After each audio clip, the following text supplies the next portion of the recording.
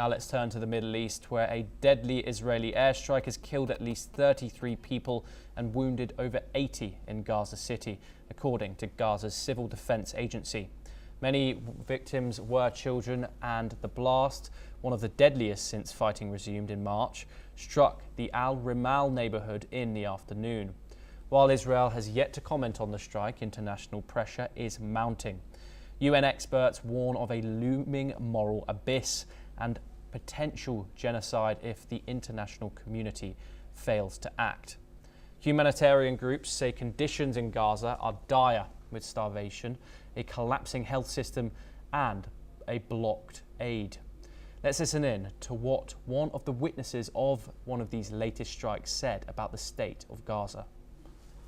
يا عمي حرام عليهم الناس كلها جاعت وماتت بيضحكوا علينا بقربة هالمية ايش هاد بتطعم الاطفال ما بتطعميش الاطفال هذه بدهم طحين بدهم اكل بدهم شرب الناس اما يقتلوا فينا هذا كله حرام وهدول الاطفال اللي قتلوهم توت ذنبهم ايش بيعملوا قاعدين بحاملين صواريخ حاملين سلاح يا ناس الحلال والله حرام عليهم هذا اللي بيصير فينا قتلونا كلنا. World leaders, including Emmanuel Macron and Pedro Sanchez, have condemned the escalation. Meanwhile, Israel's military is preparing for an expanded offensive which could displace most remaining civilians in Gaza.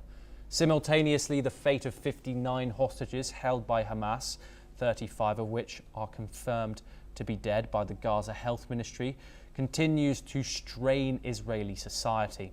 With 21 confirmed alive, Prime Minister Benjamin Netanyahu has cast doubt over the fate of the remaining 3 captives held in Gaza. Families are urging Netanyahu to halt the war until all hostages are safely returned.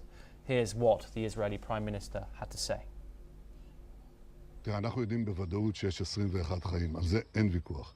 יש עוד 3 שלצערי יש ספק אם הם חיים, ולכן הדבר הוודאי שאנחנו אומרים 21, אנחנו לא מוותרים על אף אחד, גם לא על ה3 הנותרים וגם על האחרים, כל האחרים. אנחנו רוצים להחזיר את כולם הביתה.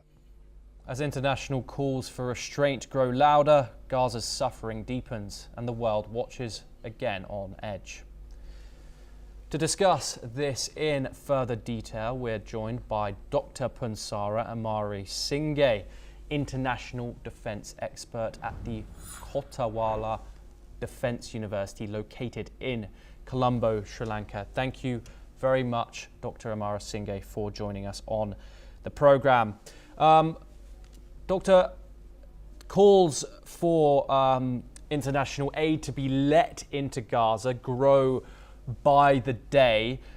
This obviously comes along with the information that Israel will be expanding its offensive in the Gaza Strip to potentially take over and some say conquer the entire Palestinian territory. What are your current thoughts about what's going on inside Gaza and also the international reaction to it? I think the last Tuesday, Israeli cabinet approved the complete conquest of Gaza.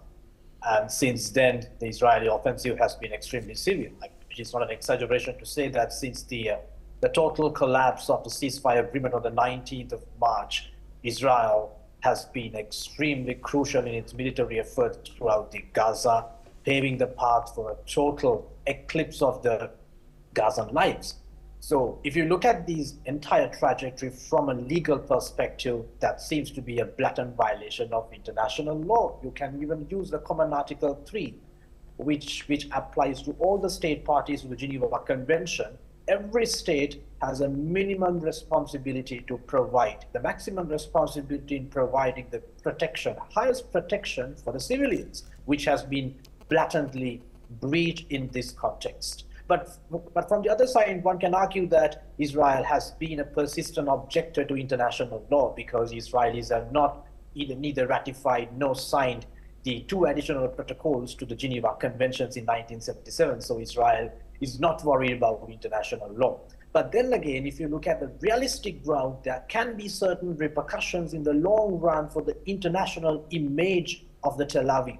Because quite recently, the Dutch government, which happens to be the closest ally to Israel, has announced that they would review the EU-Israeli trade deal in the next week. which is a clear indication that even the Western countries, even Europe, is not completely in agreement with the military efforts of the Israeli army in Gaza, because this Gaza scenario is a total catastrophe.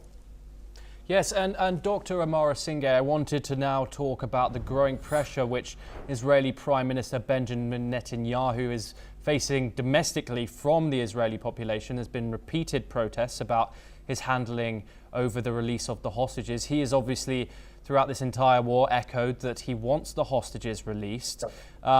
However, some would say that his operations in the Gaza Strip doesn't reflect this. What are your thoughts on his stance and also his actions in regard to this? Yeah, it's quite obvious that